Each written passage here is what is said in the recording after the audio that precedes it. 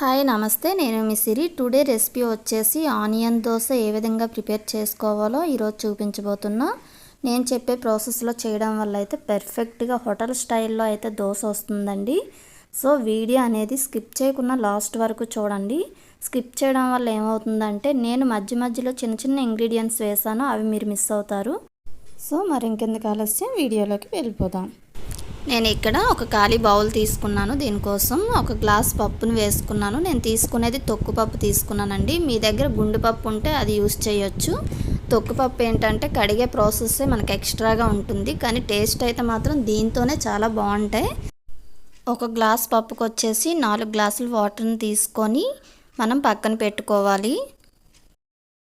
ఇది పక్కన పెట్టుకున్న తర్వాత మరొక బౌల్ తీసుకోండి. మరొక బౌల్ తీసుకొని మనం ఒక గ్లాస్తో పప్పును తీసుకున్నాం కదండి, అదే గ్లాస్తో 2 గ్లాసుల రైస్ని తీసుకోవాలి.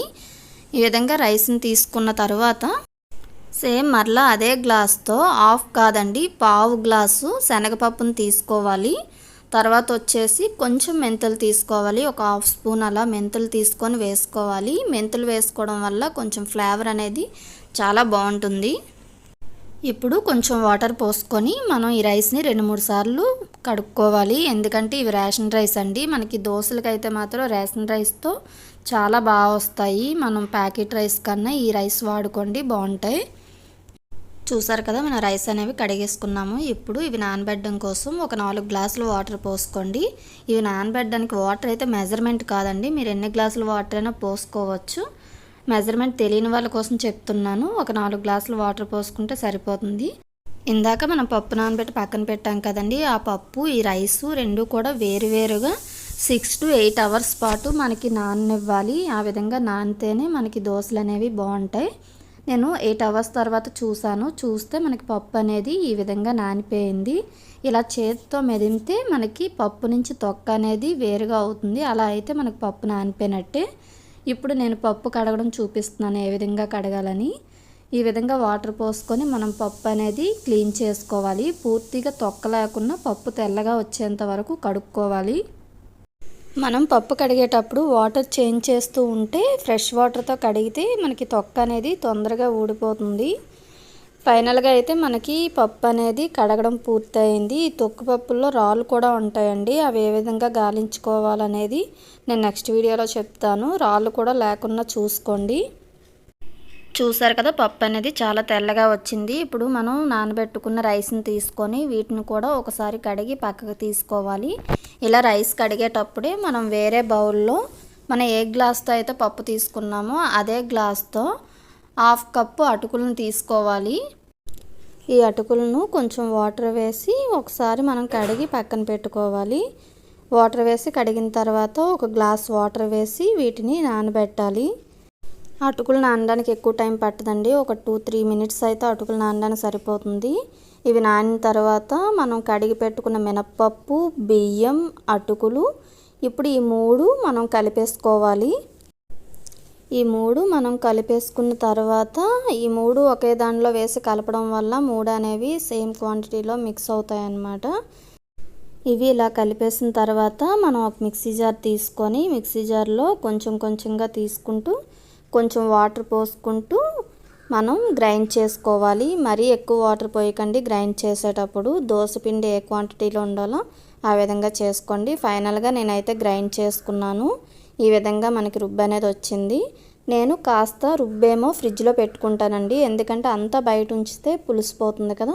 సో అందుకని ఒక గిన్నెతో రుబ్బు ఫ్రిడ్జ్లో పెట్టడానికని పక్కకు తీసాను. ఇంకొక గిన్నెతో రుబ్బులో ఏమో కొంచెం సాల్ట్ వేసుకొని పెట్టుకోవడం వల్ల మనకి ఉదయానికి బాగా పులుస్తుంది అనమాట. ఫ్రిడ్జ్లో పెట్టిన రుబ్బులో సాల్ట్ వేయకండి, మీరు ఎప్పుడైతే దోశలు వేసుకుంటారో అప్పుడు అందులో సాల్ట్ వేయండి. ఇలా చూసారు కదా, మార్నింగ్ లేసి చూస్తే రుబ్బు అనేది మనకి ఈ విధంగా పొంగింది. ఈ విధంగా నురగలు వస్తేనే మనకి దోశ అనేది పర్ఫెక్ట్గా వస్తుంది. రుబ్బు అనేది ఇలా లూజ్గా తయారవ్వాలి. దోశలు వేసుకోవడానికి ఒక 3 నిమిషాల ముందు మనం ఈ రుబ్బులో 2-3 స్పూన్ల బొంబాయి రవ్వ వేసుకోవాలి. అదే గోధుమ నూక, చిన్న గోధుమ నూక వేసుకోవాలండి. 1 స్పూను పంచదార వేసుకోవాలి. పంచదార వేసుకోవడం వల్ల మనకు కలర్ అనేది బాగా వస్తుంది, క్రిస్పీగా వస్తుంది. అవి వేసుకున్న తర్వాత మనం ఈ విధంగా రుబ్బుని కలిపి పక్కన పెట్టుకోవాలి. ఇప్పుడు స్టవ్ పైన ప్యాన్ పెట్టి ప్యాన్ హీట్ అయిన తర్వాతే మనం ఈ విధంగా రుబ్బుని వేసి దోశలా చేసుకోవాలి. దోశ వేసే ముందు ఆయిల్ అయితే అస్సలు వేయకండి. ఆయిల్ లేకుండా ప్యాన్ హీట్ అయిన తర్వాత ఇలా దోశ వేసుకొని తర్వాత ఈ విధంగా పైన ఎక్కువ ఆనియన్స్ వేసుకోవాలండి, తక్కువ కాదు. మనం అన్నిదే ఆనియన్ దోశ కదండి, సో అందుకని ఎక్కువ ఆనియన్ మనం దోశ చుట్టూ స్ప్రెడ్ చేసుకుంటూ ఉండాలి. ఈ విధంగా స్ప్రెడ్ చేసిన తర్వాత మంటను హై ఫ్లేమ్లో పెడితే దోశ అనేది మనకి మంచి కలర్లో వేగుతుందన్నమాట. దోశ వేసుకున్న తర్వాత ఇలా కొంచెం ఆయిల్ పైన స్ప్రెడ్ చేసుకుంటే మనకు దోశ అనేది చాలా క్రిస్పీగా తయారవుతుంది ఇలా ఆయిల్ వేయటం వలన. చూసారు కదా, దోశ పర్ఫెక్ట్గా వేగిపోయింది. మనకు కలర్ కనిపిస్తుంది కదండి, అలా వస్తే మనకు దోశ కాలిపోయినట్టే. చూసారు కదా, దోశ మంచి కలర్లో వచ్చింది. ఇప్పుడు ఈ విధంగా ఫోల్డింగ్ చేసి మనం వేరే ప్లేట్లో సర్వ్ చేసుకోవాలి. ఈ విధంగా మీకు ఎన్ని దోశలు కావాలంటే అన్ని దోశలు వేసుకొని సర్వింగ్ ప్లేట్లో తీసుకొని సర్వ్ చేసుకొని బొంబాయి చట్నీతో కానీ పలుకుల చట్నీ, టమాటో చట్నీ, మీకు ఏ చట్నీ ఫ్లేవర్ ఇష్టమైతే దాంతో సర్వ్ చేసుకొని తింటే చాలా అంటే చాలా బాగుంటుంది.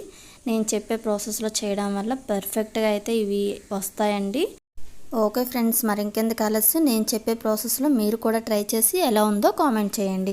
వీడియో నచ్చితే లైక్ చేసి మన ఛానల్ని సబ్స్క్రైబ్ చేయండి. పక్కనే ఉన్న బెల్ ఐకాన్ క్లిక్ చేయడం వల్ల నేను పెట్టే ప్రతి వీడియో మీ వరకు చేరుతుంది. Thanks for watching. Bye bye.